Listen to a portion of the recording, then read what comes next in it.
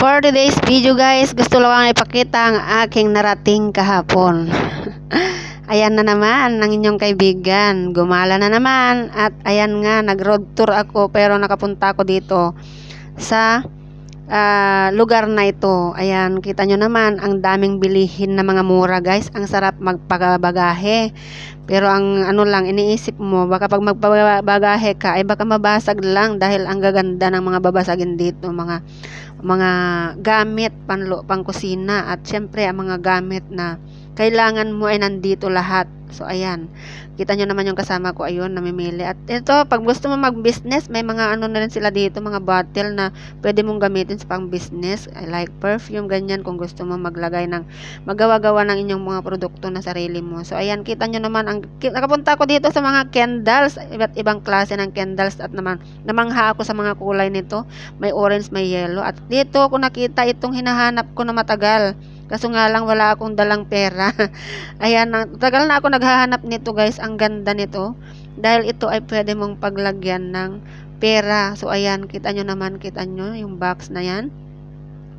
Yan yung may susi. Pwede mo siyang susihan at pwede mong iwan kahit saan. Kung meron kang mga savings, ganyan dyan mo ilalagay. Parang ano siya ng kaha talaga, as in. Ang ganda. So ayan, dito naman, na part na ito ay marami kang ano. So ito na, pauwi na ako. At ayan nga, nag-walking ako. Road tour na ito. Ang layo ng aking narating. At hindi pa yan nagtatapos dahil kita nyo naman. Ayan, medyo magalaw na yung camera natin kasi linakasan natin yung ating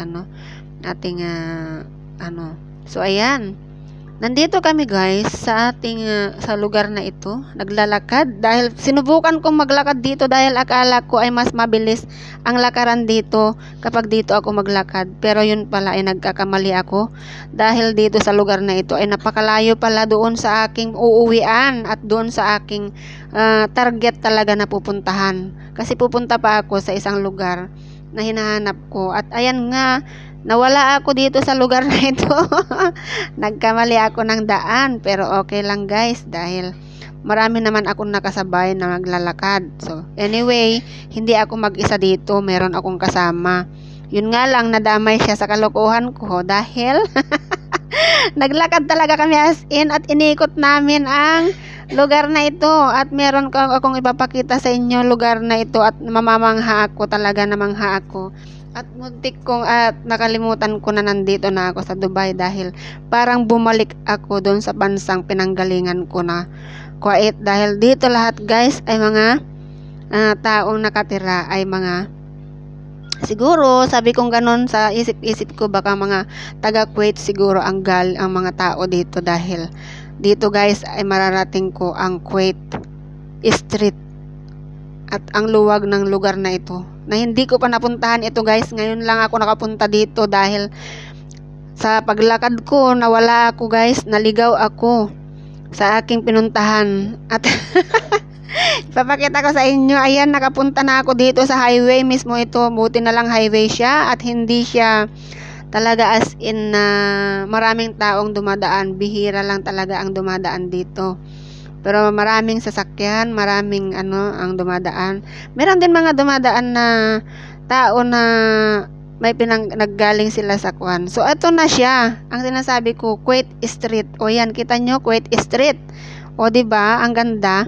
Para na akong nasa Kuwait niyan. So inisip ko na lang na nasa Kuwait ako. Yung panahon na naglalakad-lakad ako, yung pag nagro-road trip ako doon dati, ay ma-reminisce ko yung time na yon na lagi akong nasa labas kapag day off ko at kapag katapos ng trabaho ko ay pumupunta ako sa Bacala. So ayan, ito naman hindi Bacala ang pinuntahan ko dahil pupunta talaga ako sa shopping mall. At hindi ako nagtataksi guys, hindi ako nagsasakay ng bus. Talagang walking around lang talaga. Walk lang talaga ang ginagawa ko. Sa paa ko lang talaga.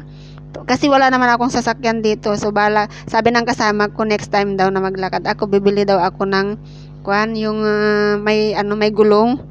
Para sa ganun ay dire-diretso daw ako sa pupuntahan ko at mabilis daw ako makapunta doon sa aking pupuntahan.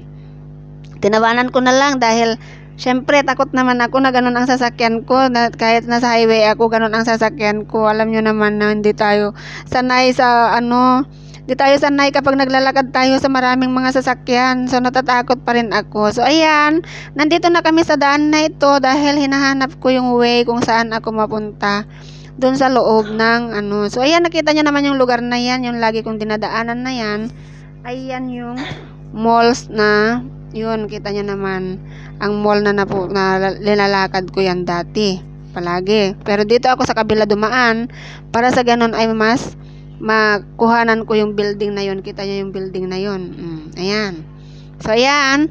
Ang way nito ay papunta doon. Pauwi na lang din. Pero kailangan kong dumaan sa overpass, I mean. So, kailangan kong dumaan sa overpass para makatawid ako doon sa lugar na yon. Yung nakita nyo yung itim na building na yon. Yun yung building na malapit sa mall. So, ayan, nandito na ako at meron akong dinaanan na magtitinda ng mga laptop na mga mura. Dito yung, nakapasok ako dito pero hindi ko nakuhanan yung video, nawala yung video ko. Hindi ko napindot. So, ayan, mga mura yung kanilang mga laptop dito. Mayroon silang 300 plus, 400 plus, ganyan. So, eto na, tuloy-tuloy ang lakad dahil ang layo-layo talaga ng aking nilakad, guys. At eto nga, kita nyo naman, maraming dumadaan dito sa way na ito. Mga nakaabaya yung iba at yung iba ay meron kang makakasalubong talaga na mga tao. At ayan, parating na ako doon sa aking destinasyon. Ang aking destinasyon talaga dito na pupuntahan ko ay yung lagi kong, ayan, nandito na ako sa lugar na ito at alam nyo na kung saan ako naroroon lagi. Kapag napanood mo pa ito hanggang dito sa video na ito, ay mag-comment ka at sabihin mo kung nasaan ka ngayon para sa susunod na video ko ay ikaw ay isa-shoutout ko. So, ang iyong kaibigan, Jibunwan lamang po. So, sa mga hindi pa nakafollow sa akin, i-follow nyo ako at sa mga naka-follow na sa akin o naka-subscribe sa akin ay maraming salamat sa inyong lahat. God bless po sa ating lahat. So, ugaliin nating maging maayos ang ating kalagayan. Stay safe everyone. At ayan nga, kita nyo naman, nandito ako sa aking destinasyon at pili-pili lang. Ayan si Inday. Alam nyo naman, si Inday ay palaging nasa labas dahil yan na ngayon ang trabaho natin. So, nagtataka kayo siguro bakit hindi ako sumusobrang pumuputi. Kasi nga, hindi na ako kagaya ng dati, nasa loob lang ako ng bahay noon. So, ngayon, lagi naman akong nasa labas. Pero ang kagandahan, kapag nasa labas ka palagi, ay makikita mo yung mga kaganda-ganda ang mga views at mga pupuntahan mo na lugar ay makakarating ka kahit saan. Pero kapag nasa loob ka ng bahay lang, ay hindi mo mararating yung mga gusto mong puntahan. Pero anyway guys, eto, kahit hindi ako nag-shopping, masaya ang buhay ko. Dahil nakakapunta ako sa mga ganito. Ayan, tignan nyo yan. Pili-pili lang. Kasi pag meron akong pera, babalikan ko yan. Ang ganda yan. Ayan. Galing sa Turkey yan. At may tag pa talaga yan guys. Ang ganda-ganda. Ayan. So ngayon, nandito na naman ako sa mga underwears. Ayan. Ang gaganda guys. Mga mura lang dito guys. So eto guys. Nandito na ako sa lugar na ito. At marami na akong nadaldal pa. At ayan, shout out pala sa aking pamilya dyan sa Pilipinas. Lalo-lalo na ang aking mother na my birthday for today. Happy birthday, mother. More blessings to come and God bless you in every day of your life. Ayan, maraming salamat sa suporta ng mga co-vloggers na maliliit na kagaya ko at sa yung mga malalakihan na vloggers dyan. Maraming salamat sa inyo. Alam ko na kanya-kanya tayo ng diskarte sa pag-vlog, pero sana naman guys, ay sana may manood din sa akin. Hindi ko naman nilalahat na hindi ko man malahat kayo nabatiin, pero alam nyo na, isa na kayo doon sa aking mga binabati. So, sa muli, thank you so much. Please like, share, and subscribe. God bless everyone.